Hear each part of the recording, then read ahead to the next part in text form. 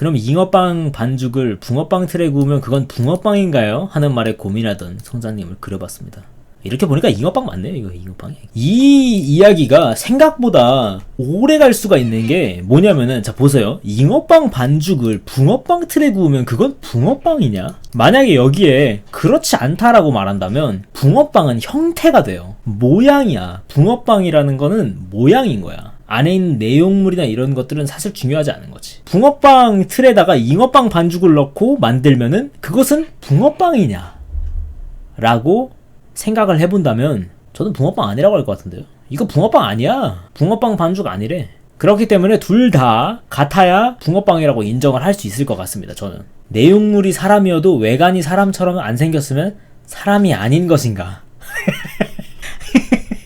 하지만 그 반대는 사람이 아니거든요. 왜? 외관이 사람인데 내용물이 사람이 아니면 사람이 아니거든요. 예를 들어 동상. 사람이 아니죠. 그건 동상입니다. 그렇기 때문에 저 부분도 아마 높은 확률로 사람이 아니다의 쪽이 클지도 몰라요. 근데 이렇게 내용물이 사람이어도 내용물이 사람이고 내용도 외관도 사람이어야 된다는 거죠. 근데 대신에 사람의 외관의 형태가 아니면 그 어떤 범위가 굉장히 넓겠죠. 근데 우리가 예시를 들어야 하는 건 빛의 속도로 못생긴 사람은 사람이 아니다라는 이야기가 아니고 이제 그렇게 가야 돼요. 어떤 사람이 저주를 받았어. 그래서 네모내졌어. 네모내져가지고 으아 죽여줘 하고 있는데 이거 사람이냐? 이런 이야기가 될 수 있어요. 근데 그런 부분에 대해서는 사람이 아니다가 돼버리는 거예요. 뭐 그런 문제에 봉착을 할 수는 있습니다만 이 세상에는 그런 저주는 없습니다. 테세우스의 배 같은 거냐고요? 그거랑은 살짝 달라요.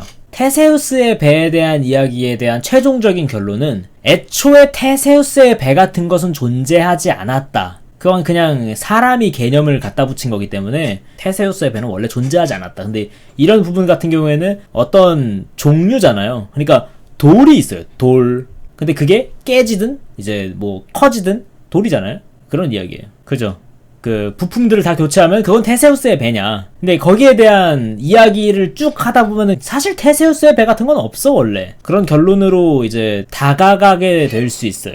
어쨌든 인간도 똑같은 일이 벌어지는데 여러분이 어떤 이름이 있잖아요. 여러분이 부모님이 지어주신 이름이 있잖아요. 그 이름. 근데 여러분 몸에 있는 세포는 엔간해서는 7년이면 다 바뀐단 말이에요. 근데 그 이름으로 안 불려요? 아니잖아요. 그죠? 그럼 그 이름은 뭐예요? 그냥 누군가가 갖다 붙인 개념이에요. 그러면 결국에 원래부터 그런 이름인 그런 이름은 애초에 그 존재하지 않았다라는 이야기로 이제 점점 다가가게 되는, 좀 가까워지거든요. 그렇게. 그래서 테세우스의 배에 대한 이야기도 그 결론이 뭐 그런 비슷한 이야기로 흘러갈 겁니다. 근데 이제 어쨌든 거기에 대한 이야기는 아니고, 그래가지고 이거는 이제 종류에 대한 이야기니까요. 테세우스의 배는 테세우스의 배라는 이름이 문제고, 만약에 저 이야기가 그래서 어떤 배가 있는데 그 낡은 부품들을 다 교체했어. 그럼 얘는 배가 아니냐? 이런 이야기가 아니잖아요. 그렇기 때문에 배잖아요. 어쨌든 근데 둘 다 배란 말이에요. 둘 다 배라고 불릴 거란 말이에요. 그렇게 본다면 같은 이야기일 수 있는데 테세우스의 배라는 그 누군가가 만들어서 붙인 개념이 들어가면은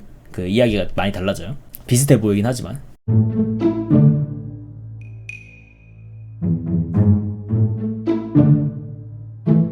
그죠? 이거는 종류에 대한 이야기라서 그래요. 그래서 사람에 대한 종류에 대한 것도 생각을 해보자면, 그러면 기준이 반죽이냐 틀이냐 그것이 문제로다. 틀이냐 반죽이냐가 문제가 아니고요. 둘 다여야 합니다. 그래야 붕어빵이라는 것이에요.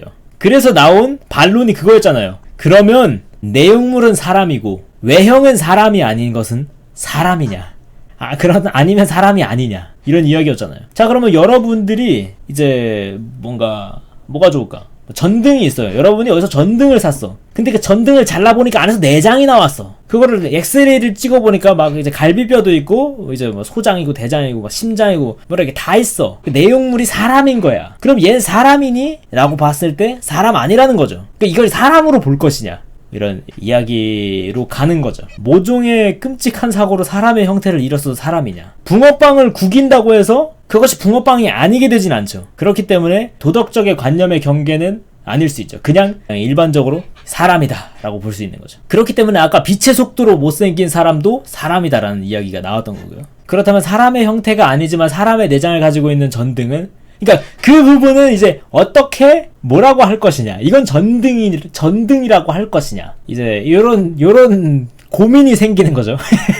이 전등은 사람이라고 할 것이냐.